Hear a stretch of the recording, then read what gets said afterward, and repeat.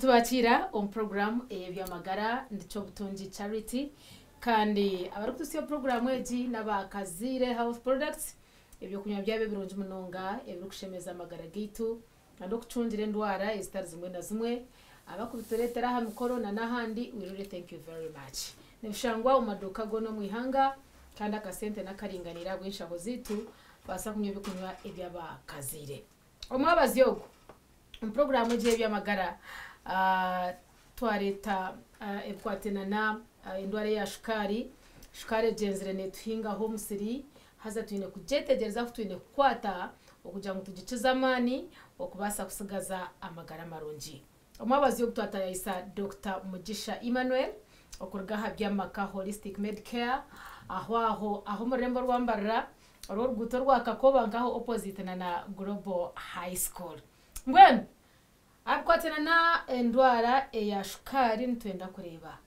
n'ibintu ki ebisya na munongo mkwatena no kureberera endwara eji okujurwanisa abajino kubakubasa kubaho barukoresa development sense ya okujumbura okusya okwakubasa kureta abatwaya twayongera kwanguhirwa okujanjaba na nokutura na n'endwara eji ko ngabo nitagashiraho njagaruka muhumugisha abasekitwe yanjora omubwijwiri ngiye nagambaho ndetweka when kati mwachire ayenjekitwe yanjora webale mnonga presenter mazina ndi Dr. Mugisha Emmanuel ni kolera ha byamaka holistic medicare I'm a general practitioner kandi nkorireho kumara emyaka 5 tukigurirwa riro omwaka oguhwire konka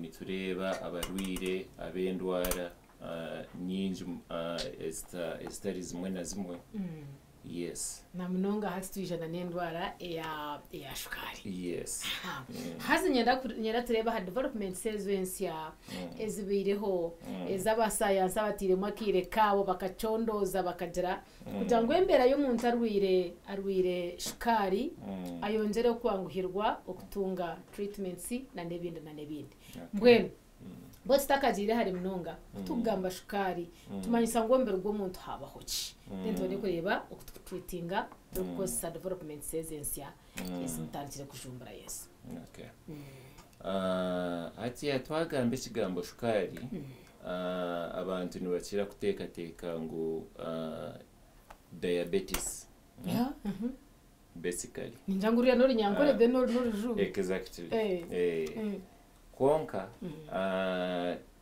diabetes ejo ine types ibiri okay hariho diabetes yo kushanga shukari iri higuru konka hariho diabetes yo kushanga shukari teri higuru okay yes ero diabetes na high diabetes how do you call it in your language? It is called diabetes mellitus eyituri kumanya twena ni diabetes mellitus then eriendijo ni diabetes insipidus yes konka byona nibireto muntu yasheshaguza munonga yagiririho munonga kandi yagirenjara munonga yes so those are the three major components ebyo kushanga muri diabetes zone okay umuntu yabarwire shukari yego nahaba habireho ki omumubiri gwe ndire ngo nabanywire shukari nyinjeje yakacira then oshanga yarenga amagaraje oshanga amagara gatachigenda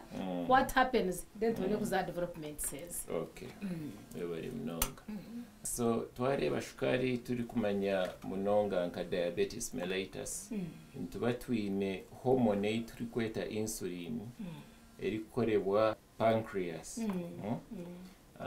ntushanga hormone ejo either echendire narishi terimo ningerimu konko mbiri tukabasa correspondinga tukabasa kugikozesa ujinugire rya exactly okay bwenu wata mukashukari kono mu mubiri gwawe ningemere yona nkoko wagitamo nikwera shohori tera omubiri gwawe tugura gikwate mbwene tahemu mu mubiri.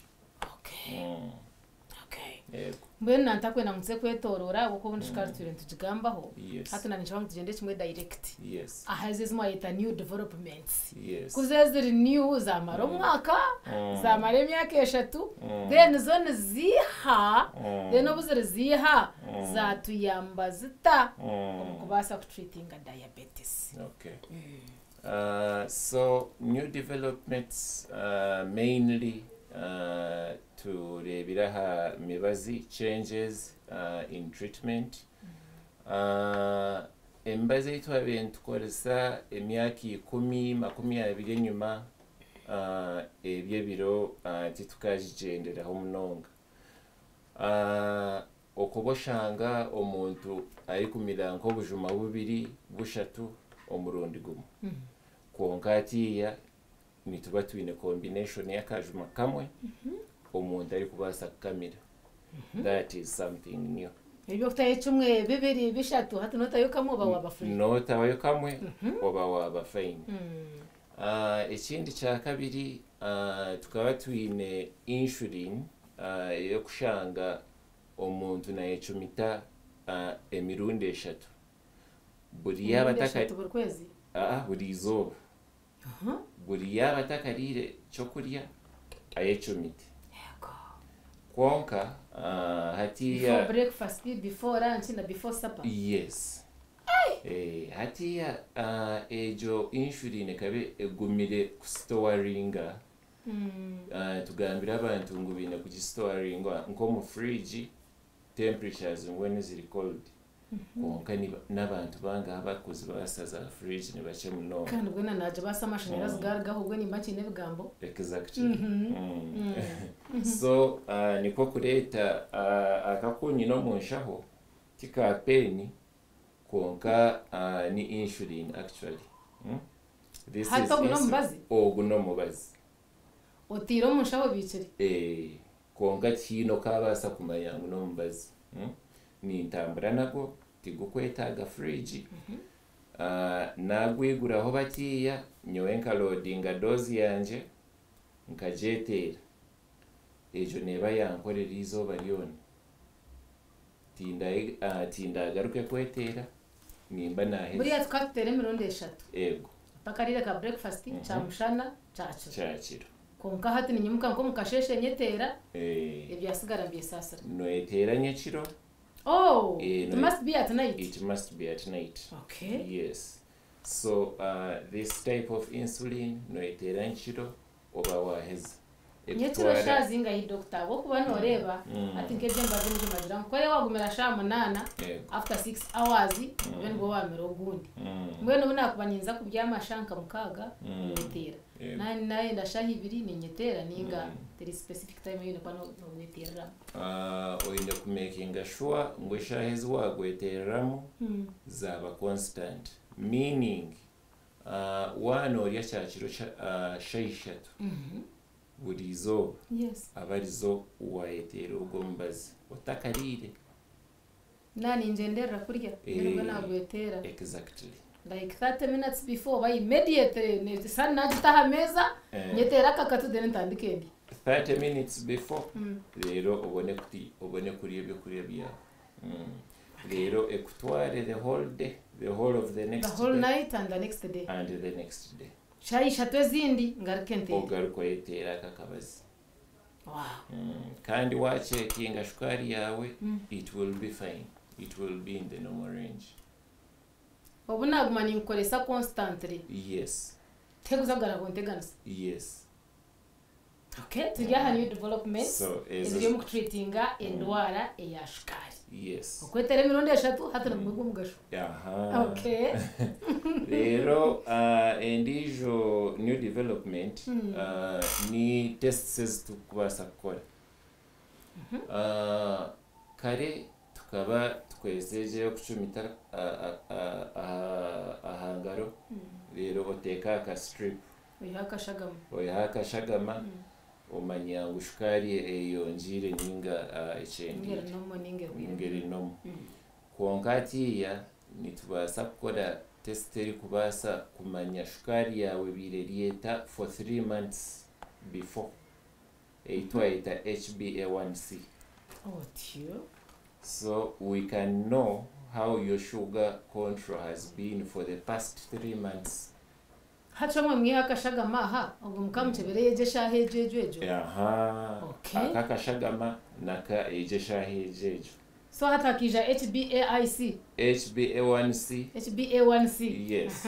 Ejo nechecking shagama shukari ebirerieta kumara 3 months before.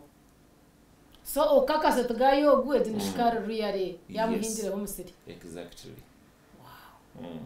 Okay.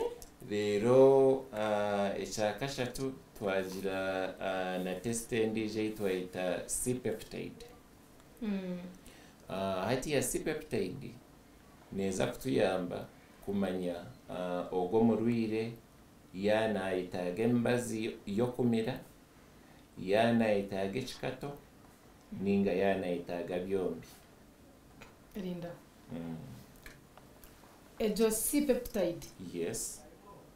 Numugikoreso mukucebera kumanya ngo mbere rwanje gwine kukoresa akajuma ninga gwine kukoresa ekikatu ninga byombi. Yes. Okay. Yes gangu nacenga. Yes. Washengaje. Yes. Okay. Yes. So those are the major developments we have come up with so far. So ate niye kuchwa mungu muntu akikatu ninga muntu akajuma. Exactly. Nye chikatu kimutenda do. Of course, as a patient, no way in a right here, and we have to respect it. So, tituka kugamba ngo jendo tyo urugomo irwaro hatine shoyini. Konkombe rwanje ngwenda kajuma tukwenda chikatu. Exactly. Ninga ngwe Need making sure ngo twachikugambira. Nachichenga. Wachichenga ngo mbiri gwawe tugura baseki. Chikatu. Tigubara base ebijuma nigwetaga ekikato. So nobora bire obujuma echo obe no kimanya. So nayanga kasimo mukangambira. Kasita tukakugambira. Ebiraro je mwitu will be my business. Exactly. Oh gosh. Konkashi atanashanga ngo ntakwetenga bujuma obo. Mbere rwanje rwagutakwenda bujuma. Gwenda injection. Yes. Konka injection najanga. And then hat kumwamperezo bujuma atkanimba naza kubanta. Well. Obujuma tibura kore totally nothing. Nibuza kuchendeza. Yes. But then for a given period of time. Then oshange in future, in 5-10 years, you develop certain complications. Ezinaza kugambira ho later in our discussion. Yes. So chimanyisangu nayetere nyonka boreka ngo nyenda kajumana muzakamba mukana kaza ku kakuntambira hebikarabasi nikaza kubuzabuza katambiro kache konka tikarakore omurimo ogutukwenda kwenyine. Okay. So majorly these are the new developments that we have so far. Yes, those are the major developments we have. Okay. Kore kati nkabe nyenda ngo tutambure twetegerezangane. Tugaruka aharya akakatu akakapena kunarebo ine. Yes. This one. Yes. Hatkon kaza omumbera zona ezina yenda. Aho kuba narangubira bikabiye bya fridge. Yes. Fridge za jiro just when atwaza basi. Yes. Mbwena hatu mwachwa mu mwajangwa katu developing tishikaka chuma katwentu akubitiro mubazi. Hato guna naye na nintandwa kunkisha ninyija ho ninyiha ho ninyetera naye nda nintamburana ko ene temperature conditions zona. Wenda notamburana. Nikaka tine shonga. Ache chikaretera ka surviving niki. Tata kachum kaka natambura na konka tiro mun kabira. Then what makes this one survive? Now, during the manufacture of this pen, there are some additives, if you read on the injection, which help it to survive any temperature. Yes. Zitine effecta mu birwanje. Zitine effecta mu birigwawe. tukakomorora tukaribo kubikugira kacimu kakaba gacimu twakakomorora nikashakati ati akakakwiremu yego konka wano loading a dose nakugira ngo noyetaga nka 20 no turning this up to 20 akakantu akakibuno ntomoro 20 aho ukata 20 waheza oyitera either here just below your umbilicus ahife yomukundi ahife yomukundi oyeteraho narishi oyetera ha kibero nayetera hitama ntabaho ki tukayetera hitama yeah, so those are the sites which are acceptable. Okay. Yes. Niyo kukwatagana n'umwana mu niyo kukwatagana na treatment. Okay, so it is about okuhindura aha hansonga. Tare byo kugira ngo bari ndana muto mucikato. Tare byo kugira kasita wahindura wateka doze yitwa kugambira ngo ine kwetera 20 buri izoba waheza okwa oyihe haka ka tip. Then hariho ka injection kache wakareba Dr. Linda okache ya nakareba kari soft kari hard kari very soft okay and it's very painless kakushasha aho kuba wakete kataha yombi biraka kana kagufu that is the role. It is supposed to be subcutaneous means shortly beneath the skin zizona kagumega tana gatia kataza deep on muscles. Yes. Yes. So kaza subcutaneously aho nikamaraho obwire buringo mnonga abo kuba nika spreading mpora throughout the day choka maretro nizuba konka wakatera direct omushagama ati yako nikarauka po hana hachemba reba byatemba exactly. Okay. Hati doctor akawagira kahwiremo hati kukakuba karumu kabakijwire nikaka then to wahindura hansi wapima 20 ko kacweraho 20 zonka kacweraho 20 zonka so nihija harimo 260 as it is here then waheza kweo 20 akakwereka asigara 240 like that kaguma nikahinduka kaika ha 20 aho ni ejo ni sayiningo inegura akandi hata chimanyisa kon kachendera kafutanira kukagarro exactly kakurgo kagarkifu okay hati am imagining nakagura nakakoreso bwire burukwingana chi kakoresa kabasa kumara bwire burukwingana chi ningana gwentirgira shukari y'umuntu kwe kubana ingana yes nchirgira shukari yawe nkoko kubana ingana na doze yitwa kutekaho. Okay. Now if you have very high sugar levels which have been difficult to control aho ntuba twakuteka doze ya higuru tukutandika nka ha 20 so buri izoba obanotera 20 then sukari yawe eringa eri okay tukwereza about 15 or 10 buri izoba. Okay. So that means your pain will last a longer time. Neza kumara about 3 weeks or a month even. So akaka chumu the longest. Yes. Nkabasa kusyo kwezi kurugera barwira mugendo mu treatinga aho muyigando kumukubareba. Exactly. Okay. Hati nanu muni imagininga ngo esente tunazibasa. By the way, how much is it? 40,000. Emitwarena. Hata nashanga nikakosa like a week or 2 weeks. Yes. So imani shoboze emitwarena every after 2 weeks. Yes. Hata na nakakoresaho na hikasamuhwe yagarange sente za yanga. Can you return me back to Obujuma? We may not return you back to Obujuma, but we can give you a cheaper form of insulin. Cheaper ka pen, yeah?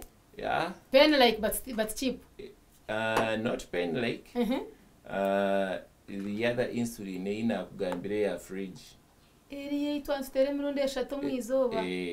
kandi fridge kaya yaturemera hata mwakonjera mutabintu kabyakara habwenshonga twakugarura bujuma bwa tibuka controlling your sugars very well aho twakora kubi twakoragurira kubi nkiba nkyenda wakatandikire ogumizemu aha insulin aho kuba niyo kuba nekukorera konkana nyanya tugaruka hari kariya aka fridge okwanyo nashanga ngubona uko nabasa nuko nikirazana nimwe hata koko taro ukundo kunakubasa kabisa bisaho ntakora ise fridge what in a fridge usually ntukugambira oronde nka kona yenju on the floor abariho wakabika omukashonda kenju usually those areas are cold, they're a bit cooler than the rest of the house, so ntukugambira okateeka omu miizi okateeka katano mizi rero okateeka omu koona y'enju so nkiba kitari room temperature neba etari room temperature neba yayogaho yaba yafukaho munonga exactly hati nanyenda ngo kweturgeyo turebe cyabaho ukashanga ngo akacumu kanje doze inanye nenda kweha nayengwa katuje ngo bona nafiringa kukubi nabyamaho shanke mwe yo mwabaziyo naza kwimuka mbe ningetera shayibura necweka ati nashanga zabire shaha mukaga nikije kagumiza mukanyamba ningo gwe nimba nabishisha kiba cyakoma oine ketera aho wijukira uketera yes kandi cyabaho hati na nyencha kare nabwashesha cyabaho wayewa erizoba na nyencha kare na nuru akurataho it is possible yes imba nabubire we fato yes still whenever you remember that is when you should give yourself that shot aho wayijukira hona iwa bari bwe wayitera akakato mwena nyina ngo turgeyo turebe hatwareba as new development yes nizija ziyambaza itaha nyowo muntu ubu gushanga ngo gutosha nimba ndiyahamurumo nangwa namwe tukora na za night shifts koza kushango kwe nhondi mbwenu umuntu nabasa kumanaging ata shukari tarabira mutayiming na kine bindi yabari ahamurumo akwani tegada ngo aryo muka nabasa kwankira kandi nyo wari ahamurumo yes as I had already told you earlier omuntu aryo muka nikimwanguhira kumirobo bujuma omukasheshe chamshana na nomwebazo konkatiwe oriya murimo hariho chances ziri high ngunoza kweba tinkatahire ndiyahashaisha tunechweka so ati you are a very good candidate waka campaign yes because nokatera omurundogo gumu ati we noba nomanya wahikomuka okaketera nikiba cyaho nza Kampala ningaruka nogenda Kampala okore emirimu yawe ogaruka sukari zikiba ziri mu normal levels yes konkani ntekateka ngo naye nari ntambura nako wenda notambura nako no problem ariko ngaza kumaribiro bishato ko hinaza korra I go with it yes na airport tibaka kustopinga ngo ine nanka insulin pen actually ko ntona ninza ndikujanta biri mbabo kamba kwata byono karaba bwarazenye maza perfume manyazi ya byono kashanga babinaga taba tubaza kwendere cyanje bateretire cyagumenyuma bareba that it's an insulin pen they can't refuse mbamba bamanya shibona bashaho ni bani bakimanya ngo this is an insulin pen okay wabagambira this is an insulin pen they can actually know okay how else can I survive nabandi umukozi owaha murumo gwa utosha umuringo gukuturana na shukari ngaha kandi akakorya karyoga kutine kukoresa twaturi hamwe apart from the injection feeding is very important orebe ngo first of all to skipping the meals konka warire otaria kwiguta ngwibondo rizibe oryeho just enough to keep you moving. Okay. Yes, because whatever food you put in your body at the end of the day will be converted to glucose. Yes.